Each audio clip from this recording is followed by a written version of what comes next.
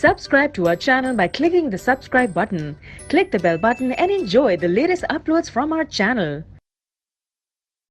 Now coming to question number 8, describe the structural features of cell membrane and cell wall.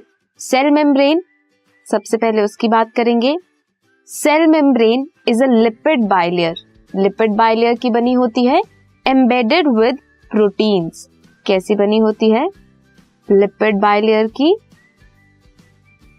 And बीच में proteins भी embedded होती हैं.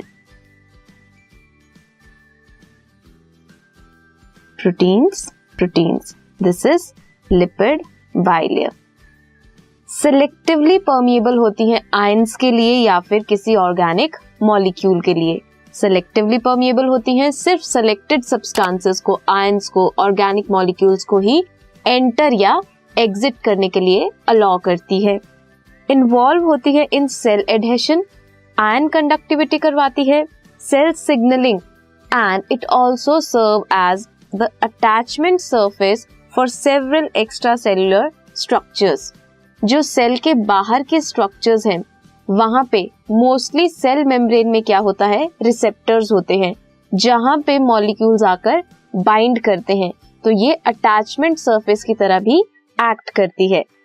Coming to cell wall. Cell wall structural layer है that is situated outside the cell membrane. Cell membrane के बाहर क्या होता है, सेल वॉल होती है. In case of plants, some bacterias. ये टफ होती है, flexible and sometimes rigid also. Provide करती है स्ट्रक्चरल सपोर्ट प्रोवाइड करती है. सेल मेम्ब्रेन के बाहर है, रिजिड है, टफ है, फ्लेक्सिबल है, तो प्रोटेक्शन भी प्रोवाइड करती है सेल को. ये था सेल मेम्ब्रेन और सेल वॉल के स्ट्रक्चरल फीचर्स.